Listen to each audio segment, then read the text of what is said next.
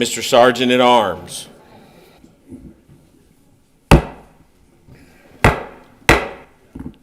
All persons not entitled to privileges of the floor under the rules of the Senate must now vacate the chamber.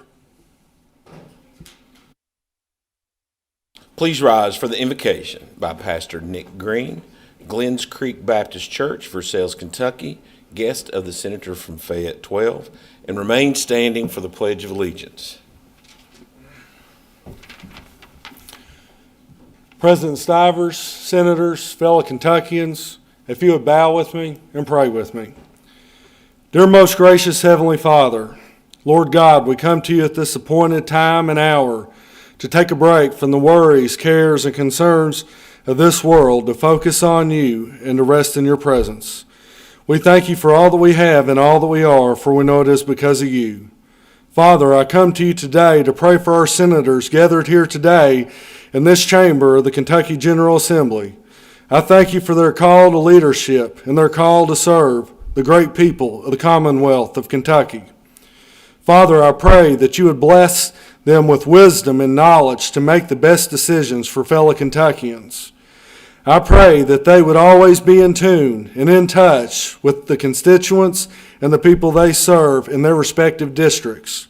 I pray that they would always be men and women above reproach, that character and integrity would always be trademarks of those who enter these sacred chambers of rule, of law, and government.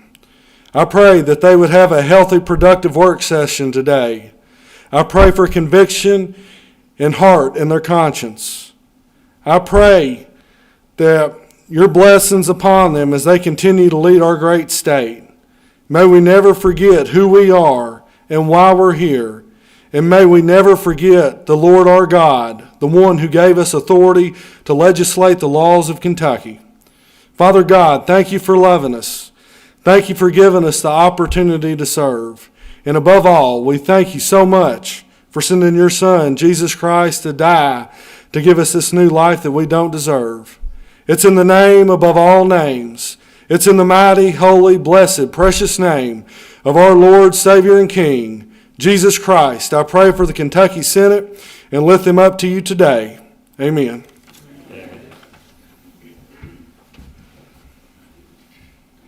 I pledge allegiance to the flag of the United States of America and to the republic for which it stands, one nation, under God, indivisible, with liberty and justice for all. Madam Clerk, you're back. Please call the roll. Senator Berg, Senator Boswell, Senator Carpenter, Senator Carroll, Senator Chambers Armstrong, Senator Clemens, Senator Deneen, Senator Douglas, Senator Elkins, Senator Funke Fromeyer, Senator Girdler, Senator Givens, Senator Herron, Senator Higdon, Senator Howell, Senator Maiden, Senator Mays Bledsoe, Senator McDaniel, Senator Meredith, Senator Mills, Senator Neal, Senator Nemes, Senator Nunn, Senator Rocky Adams, Senator Rawlings, Senator Reed, Senator Richardson, Senator Smith, Senator Stivers, Here. Senator Storm, Senator Thomas, Senator Tishner, Senator Webb, Senator West, Senator Wheeler, Senator Williams, Senator Wilson, Senator Wise. Wheeler is sick, he won't be here, so just don't know Neal and Girdler. That's either of them. Okay. Any member seeking recognition for the purpose of answering the roll? Seeing none, there being 35 members present, a quorum is declared, Senate's authorized and prepared to do business. First order of business is excuse of absent senators. Senator from Taylor. Mr. President, I move that the absent senators be excused, please. Without objection, the absent senators are excused. Next order of business is approval of the journal. Senator from Taylor. Mr. President, I move that the journal from Friday, February 20th, 2026 be approved as written. Without objection, the journal from Friday, February 20th, 2026 is approved as written. Next order of business, Chair would recognize the senator from Taylor for a welcome and a motion. Absolutely. Mr. President, thank you. We welcome all of our viewers that are watching us live from KET, as well as also live stream today, and we welcome those that may be in the annex watching our proceedings this afternoon. We welcome them. We thank them for joining us as we go through our proceedings on this day 32 of the legislative session, Mr. President. Also, I would like to make the motion that the Senate majority will caucus upon the first recess to my immediate right in the room to the side here for a caucus meeting. Members, please take note. Senator from, once we get through the orders, Senator from Fayette 13. Thank you, Mr. President. And I was anticipating this, and I learned my room number. So upon recess, the Senate Democratic Caucus will convene in room 156 for a caucus meeting. Members, please take note. There being no need for second reading of bills on the calendar and no need for report of committees, Mr. Clerk, do you have a report on new bills and resolutions? Prior to that, Chair is going to recognize Senator from Grayson. Thank you, Mr. President. Happy Monday. The Clerk of the House is here to communicate with our Senate. Madam Clerk. Thank you, Mr. President. Mr. President, the House has passed House Bills 111, 527, 555, and respectful request concurrence with this honorable body. Thank you, Madam Clerk. Now, Mr. Clerk, do you have the report on introduction of new bills and resolutions? Please continue. New bills, Senate Bill 220, an act relating to small farm wineries, Senator Williams. Senate Bill 221, an act relating to abuse of a corpse, Senator Storm. Senate Bill 222, an act relating to the environmental covenants and declaring an emergency, Senator Herron.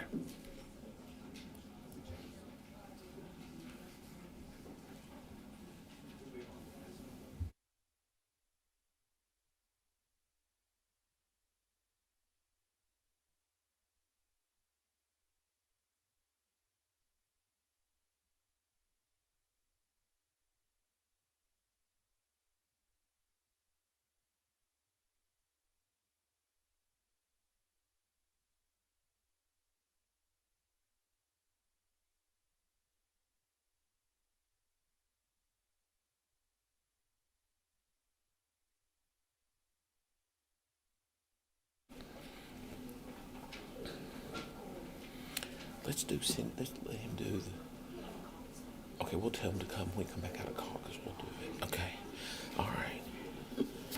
Mr. Clerk, that concludes your report? All right. Next order of business would be a motion for recess. Mr. President, I make the motion Taylor. that, Okay. sorry, Senator Mr. President. Taylor. Make the motion that Senate recess for a meeting of the respective caucus meetings for the majority and the minority caucus, Mr. President. This body shall be in recess until call of the chair.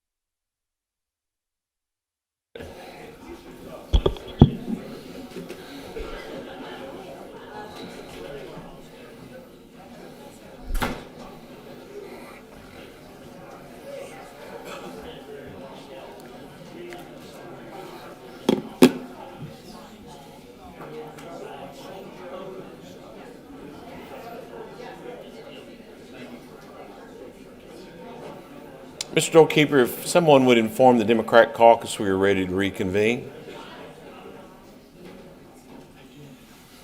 They're coming. All right.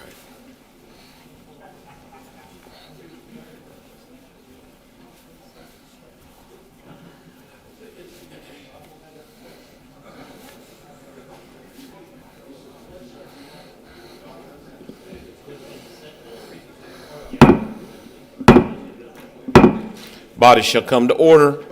Chair would recognize the senator from Taylor.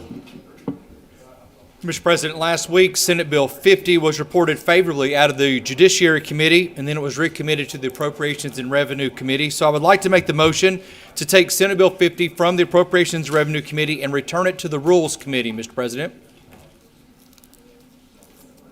Under a suspension of the rules and without objection, Senate Bill 50 having previously been reported favorably from a standing committee, and that being Judiciary, it is hereby returned to the Rules Committee for further action. Senator from Taylor, orders of the day. Thank you, Mr. President. Mr. President, we're going to pass over Senate Bill 129 today, but I ask that we keep Senate Bill 129, retain its place in the regular orders. Without objection, Senate Bill 129 will be passed over, but it shall retain its place in the orders of the day. Senator from Taylor. Mr. President, with that, I move that Senate Bill 52 be taken from its place in the orders of the day, read for the third time by title only, and placed upon its passage.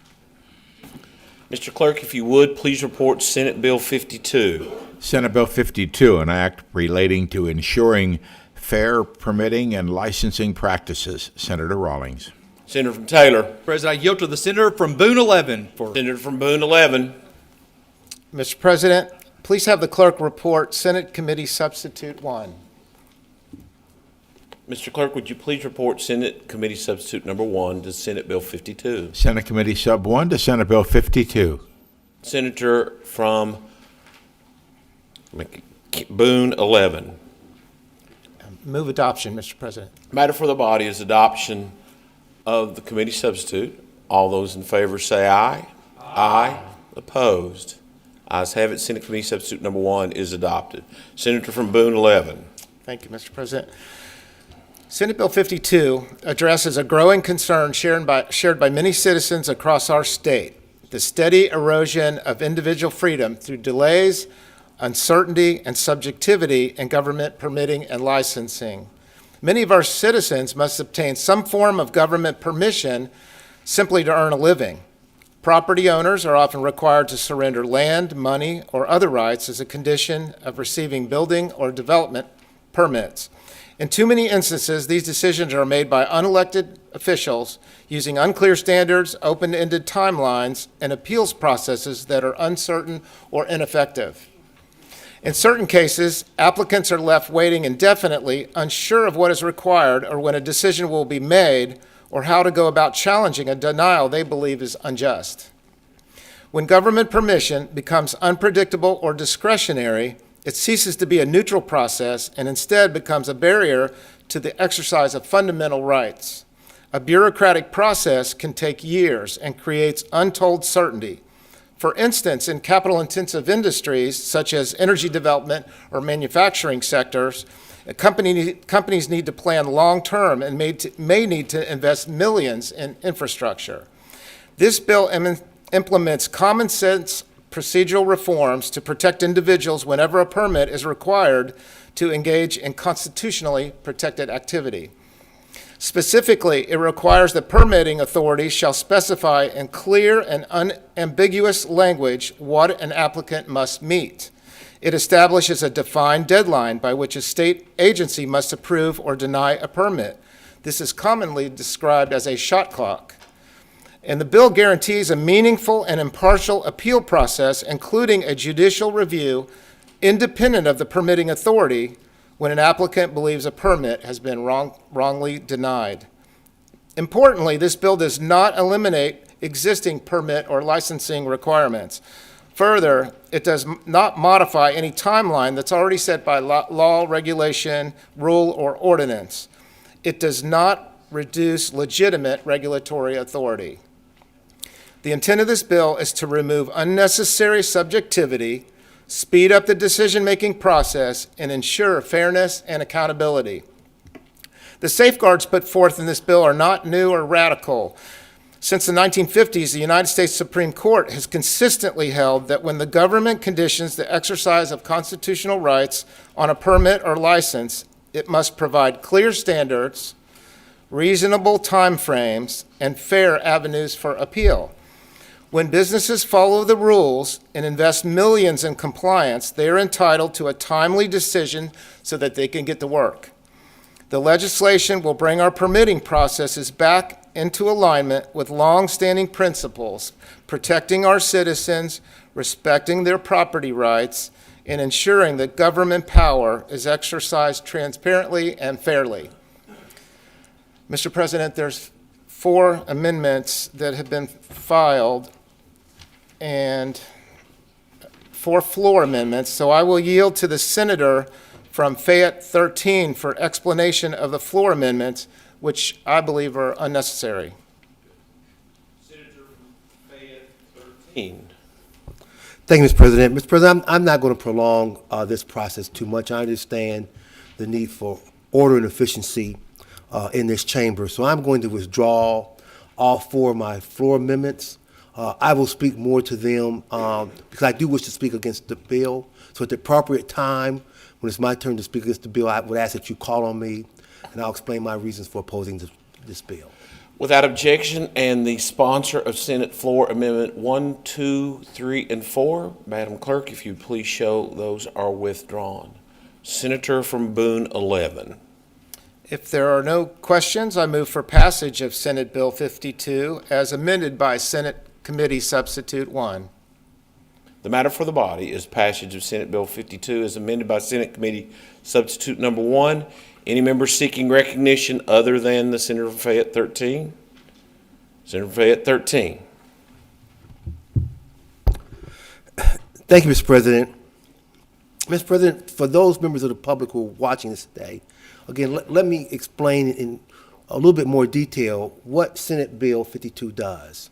Senate Bill 52 has an automatic 30-day time limit for anyone who's applying for a license or permit in any area of environmental or public protection.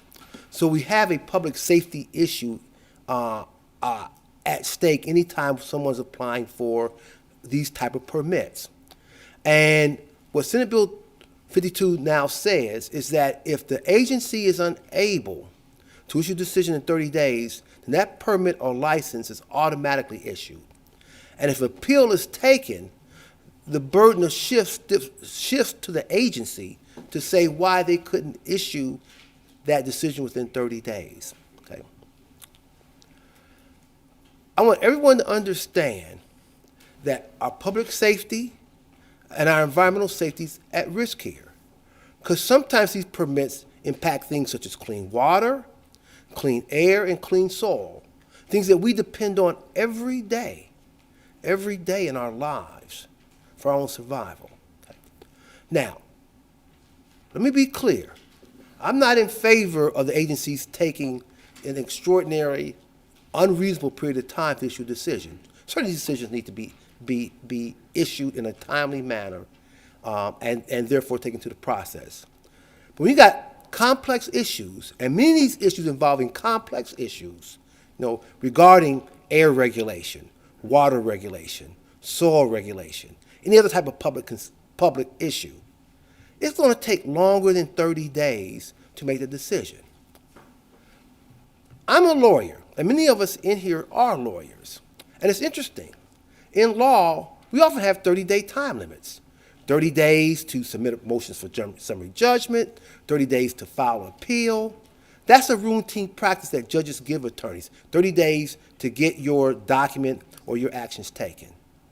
But what we don't have in law is 30 days we impose upon a court, a trial court, a court of appeals, the state Supreme Court to issue a decision. And there's a reason why we don't do that, because we understand that those kind of decisions take more time, more review, more consideration than just 30 days. And we would never think about telling a court or appellate court or Supreme Court that if after 30 days, you've got to rule for a party. And since we don't take that position in our judicial system, we should not take that position in our executive decision. I don't want to belabor this point too much, but I think it's important to know that the governor's executive cabinet, Governor Beshear's executive cabinet, with individuals who represent many agencies, such as economic development or transportation or public protection, all of them have come out with a letter saying they oppose this bill. I think we've got to give that great weight and consideration. My floor amendments would have given additional time, up to 90 days for agencies to make a decision. Again, my floor amendments weren't unreasonable. It wasn't open-ended. But I understand that there was no appetite by the majority of members in this chamber for those, so I didn't want to belabor the time. I withdrew them. But I want to warn the public that 30 days for agencies to make a decision on such critical issues that I've already outlined is just too short a time. And for this reason, I'm going to oppose Senate Bill 52, and I'll ask all members in this chamber to do just the same.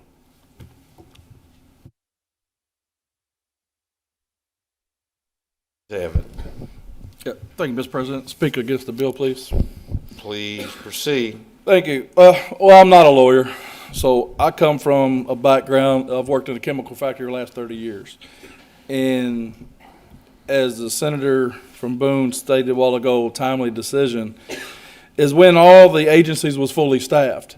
Right now, with all the cutbacks with OSHA, EPA, and all the agencies, they're not fully staffed. So now they're trying to get as much work done, but with sometimes half the people. And with you allow these big businesses to take advantage of that, which they will, you're putting the community and the working people that work in these factories at risk. And therefore, I am against this bill for those reasons alone. Thank you.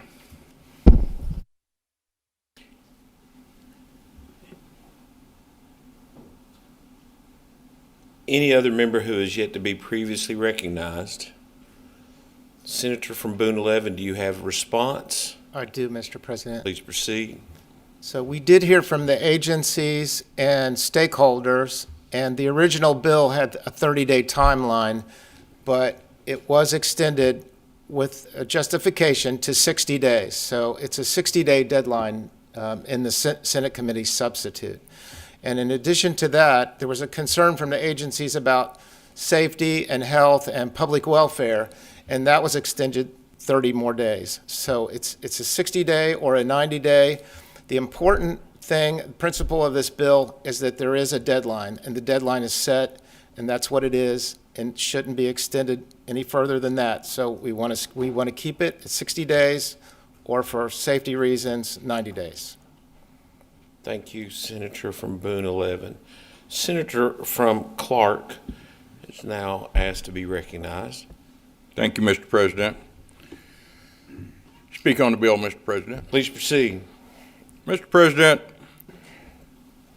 this bill is intended to hold regulatory agencies accountable to timelines. In business, and I come from a business background, we were most certainly held accountable to those timelines.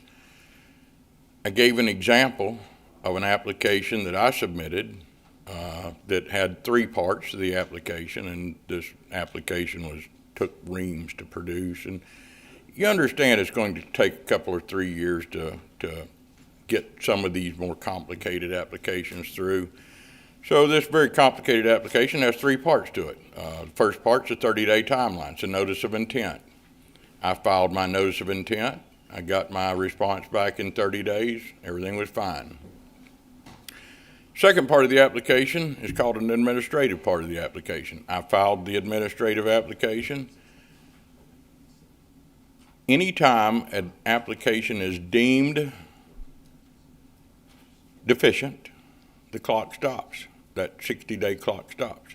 The agency issues a letter saying that your application is deficient, and so that 60-day clock stops. And I take how much time I need to answer that. So I did, and I got my response back within the 60 days. It actually took almost a year by the time we went back and forth with deficiencies to get that taken care of. I submitted a technical application that has a 90-day time frame for the agency to respond to address. It was more than 300 days before I got my first notice of deficiency back. We can go back and we can talk about the agencies not being staffed up. This application process started in 2012. It was 2015 when I submitted the technical part of the application. It took until 2020 before I got the final determination. So this bill is going to hold and intended to hold these agencies accountable. If we're going to have business and industry operating in Kentucky efficiently and effectively, we have to be able to give them timelines, and we have to be able to expect to adhere to those timelines. And that's what this bill does, Mr. President. Mr. President, I encourage everybody here to vote aye on this bill. Thank you.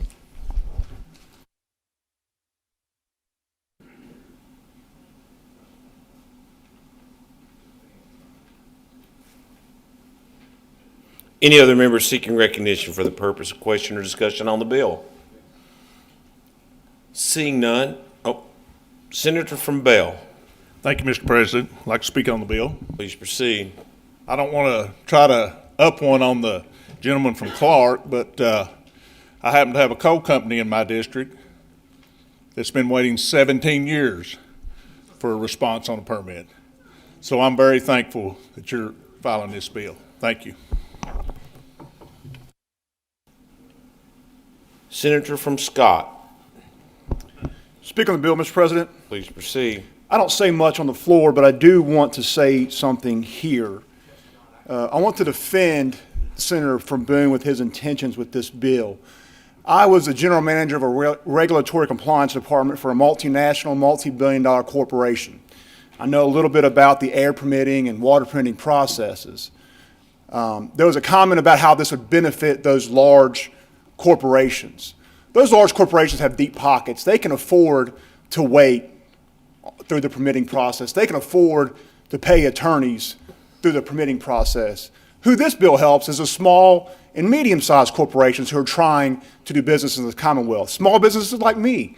I understand what it's like to go through that licensing process and how delays can jeopardize your ability to just pursue the American dream to open your own business and employ people. So for those reasons, Mr. President, I will support this bill and encourage all my colleagues to do the same. Senator from Campbell. Yes, Mr. President, to speak on the bill. Please proceed. Mr. President, we've been spending significant time during the legislative interim talking about the importance of opening child care centers because we've got a workforce need and we've got a child care center shortage. So as we've continued to puzzle through what might be slowing down the process, and I'm an enormous advocate of safety, but the safety can go so far and be considered and evaluated, and then you check that box. So what is the delay?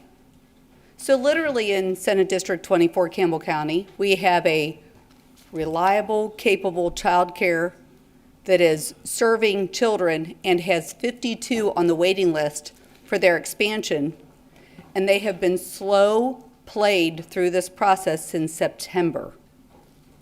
And on Friday, they drove to Frankfort to deliver the application for this expansion, though for months they've been told there isn't a need for a separate application.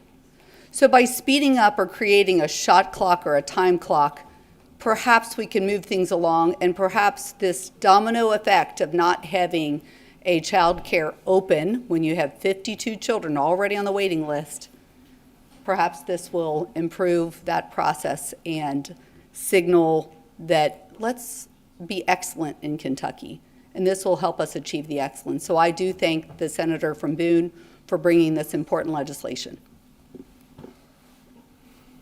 Senator from Perry. Mr. President, I rise to speak on the bill if I could. Please proceed. There's an old saying that we used to hear down here, some, and it goes like this: the skies darken, and the lightning flashes across the sky, and the thunder booms, and a cricket's killed.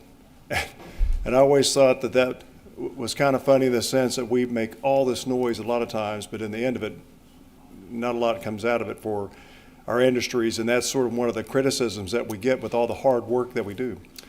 This particular bill is a unique tool at helping us solve a problem that does more than just talk about it. And I share with you, and I won't go into details, but we've seen days down here where we've had permits that have sat on the desk so long that the Burger King bag by which the breakfast sitting in it had gone through 4 or 5 pages of stuff that was in there before it finally got signed, not because it wasn't compliant, because they just didn't like what it did. And the individual that signed it, and some of us in it remember, they were promptly fired. There was nothing done about it. They found another job with another company and were told immediately, let's stay out of this because if you go forward and testify, they'll come down on us. And that's the shell game that gets played here with this. This is silly that we have to do this, but it's so important. Industry should know this about us, that if you're in good standing and you come in and you have the proper paperwork, that within 30 days or 60 days, within a reasonable time, that you should be able to be given the paperwork that you need for your business to move forward in Kentucky. Some industries in here enjoy that. If you're going to build a house, you have a pretty good idea of when the form's going to be laid, the plumbing, the electrician, all the permits, everything goes forward. But there are other industries that are critical to Kentucky that do not have this. They have not had it. Senator Turner, I can say it because he has passed, but he was working very diligently on trying to fix this before he left. So I think it's a nice tribute and nod to him, but it affects all of us. You would be surprised at some of your districts over the years that I've worked with to try to get them through because they just particularly were something that maybe somebody at the cabinet didn't like. Well, that's not our job. So today, let's break down that old image of the thunder and the booming and nothing done, that we can actually do something. I can see no downside to this except for telling the business community, if you're in good standing and you pay what you're supposed to pay and you've got your permits, we're going to back you. I've spoken too long, but thank you, Mr. President, and I applaud the sponsor of this bill. Seeing no other members seeking recognition, Madam Clerk, please call the roll. Senator Berg. Senator Boswell. Senator Carpenter. Senator Carroll. Senator Chambers Armstrong. Senator Clemens. Senator Deneen. Senator Douglas. Senator Elkins. Senator Funky Fromeyer. Senator Girdler. Senator Givens. Senator Herron. Senator Higdon. Senator Howell. Senator Maiden. Senator Mays Bledsoe. Senator McDaniel. Senator Meredith. Senator Mills. Senator Neal. Senator Nemes. Senator Nunn. Senator Rocky Adams. Senator Rawlings. Senator Reed. Senator Richardson. Senator Smith. Senator Stivers. Senator Storm. Senator Thomas. Senator Tishner. Senator Webb.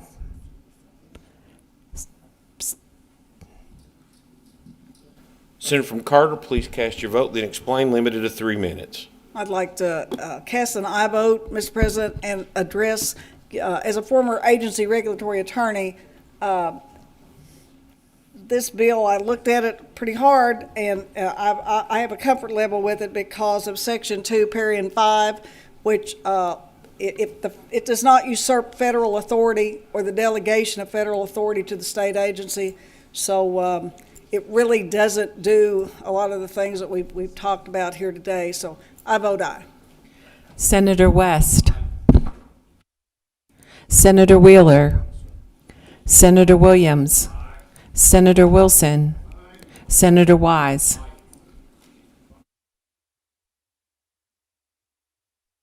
Explain their vote.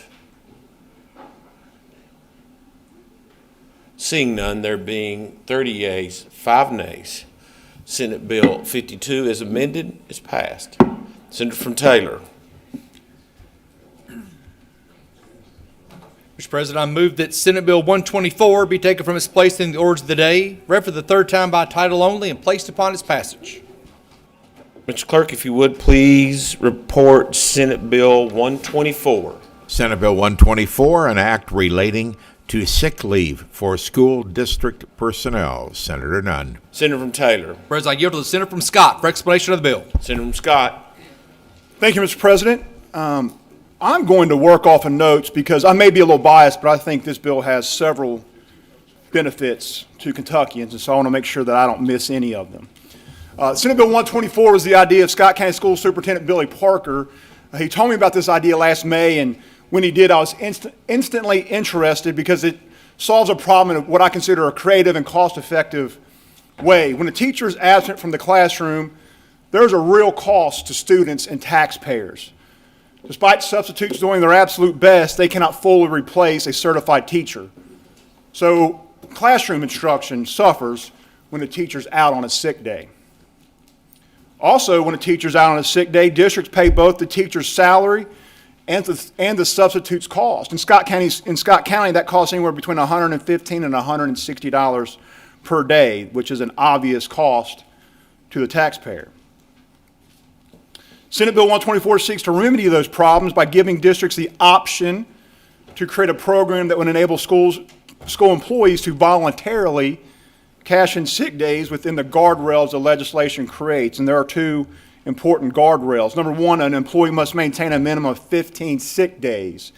That number wasn't pulled arbitrarily. That's consistent with the existing statute that allows employees to donate sick days in excess of 15 days.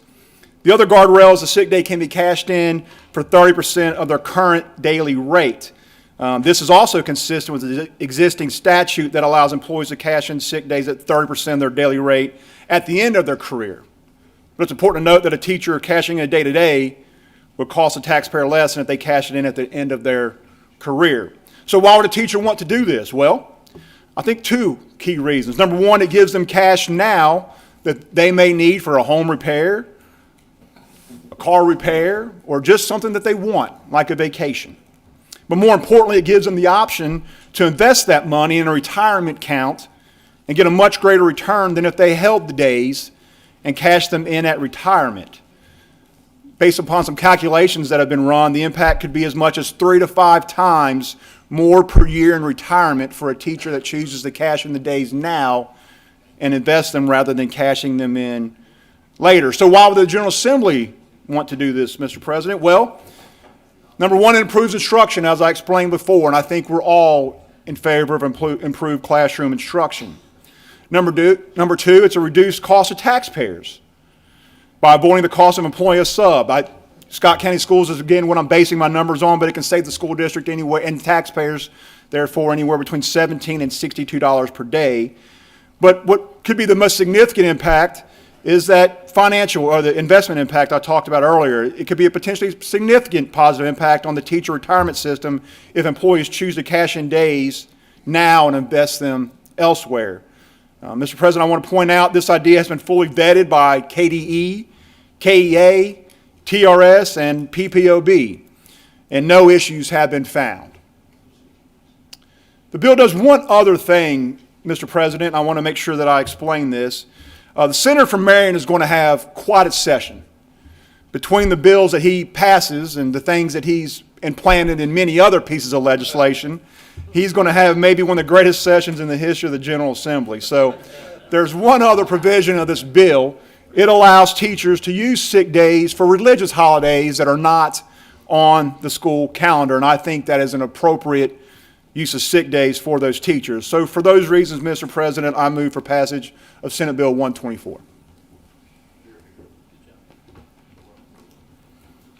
The matter before the body is passage of Senate Bill 124. Senator from Marion seeking recognition for what purpose? Thank you, Mr. President. Speak in favor of the bill. Please proceed. Thank you, Mr. President. I'm a yes vote on this bill, and I encourage my colleagues to do likewise. But I wanted to commend the Senator from Scott for bringing this great common sense piece of legislation. It makes sense in a lot of ways, but especially we have 4 tiers in the teacher's retirement system, tier 1, 2, 3, and 4. But tier 4 teachers. Those have been hired since 2014. Their sick days at retirement are not calculated the same as tiers 1, 2, and 3. So it's in their best interest to be able to cash in those sick days as they go along and to be able to invest those days or use it for some other reason. So I commend him for thinking of those teachers. This primarily would affect teachers in Tier 4. And like I said, I commend him for his common sense approach to helping teachers, especially new teachers. Thank you, Mr. President. Senator from Shelby. Thank you, Mr. President. Speaking on the bill here. Please proceed. Before I do, I just want to thank the Senator from Scott for his work on this bill and for bringing forward a measure that creates a new financial opportunity for Kentucky teachers and school employees. Our teachers give so much to our children and to our communities. They deserve policies that respect their work and create real options for their families. Senate Bill 124 is a practical step in that direction. It gives local school districts the option to provide additional annual compensation for certain unused sick leave, which I think it helps teachers and school employees turn good planning into real financial benefits. This is the kind of policy that we should support. Pro-teacher, pro-family, and respectful local control. You know, I appreciate the work on this bill, and I urge my colleagues to all vote yes on this. Thank you, Mr. President. Seeing no other members, Senator from Bullitt. Thank you, Mr. President. I'm going to vote for this bill because I want to thank the Senator from Scott for doing a great job on this. It's a good bill for today's reality. It gives teachers options. It doesn't harm the pensions negatively. He's vetted it through the Public Protection Oversight Board. School districts save on not having paid substitute money. But I'm a dinosaur. And this implies, no, it says, that teachers are taking off using sick days when they are not sick. I just had to make that point. So, thank you, Mr. President. Seeing no other members seeking recognition, Madam Clerk, please call the roll. Senator Berg. Yes. Senator Boswell. Senator Carpenter. Senator Carroll. Senator Chambers Armstrong. Senator Clemens. Senator Deneen. Senator Douglas. Senator Elkins. Senator Funke Fromeyer. Senator Girdler. Senator Givens. Senator Herron. Senator Higdon. Senator Howell. Senator Maiden. Senator Mays Bledsoe. Senator McDaniel. Senator Meredith. Senator Mills.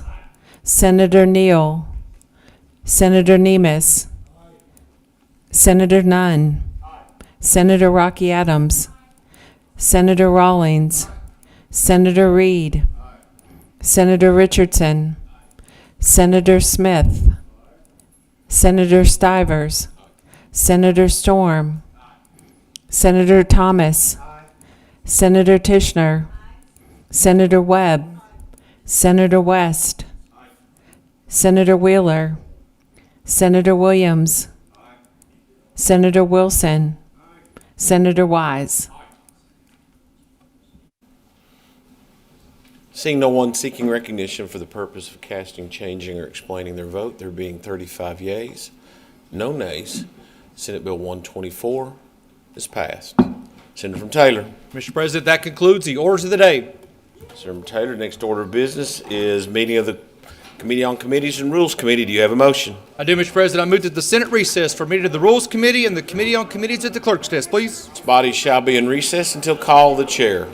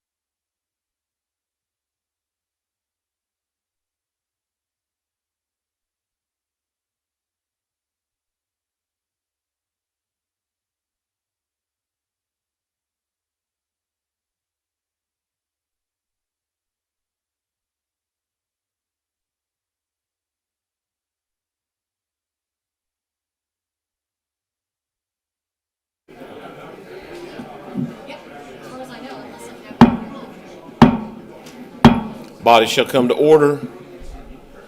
Order of business will be report of committees. Mr. Clerk, please report. For Monday, February 23rd, 2026, the Rules Committee has met and reports the following bills are posted to the regular orders for Wednesday, February 25th, 2026. Senate Bill 33, Senate Bill 56, Senate Bill 98, and Senate Bill 122. The Committee on Committees has met and referred the following bills to Appropriations and Revenue, Senate Bill 44, to the Health Services Committee, Senate Bills 116 and 173, to Natural Resources and Energy, Senate Bill 213, and the State and Local Government, Senate Bills 53 and 192, and House Bills 290 and 314. Thank you, Mr. Clerk. Next order of business is motions, petitions, resolutions, communications, and announcements. Senator from Boone 20, what purpose? Co-sponsor. Please proceed. Mr. Chairman, I've filed multiple co-sponsor requests. Thank you. Senator from Jefferson 26, what purpose? Communicate with the body. Please proceed.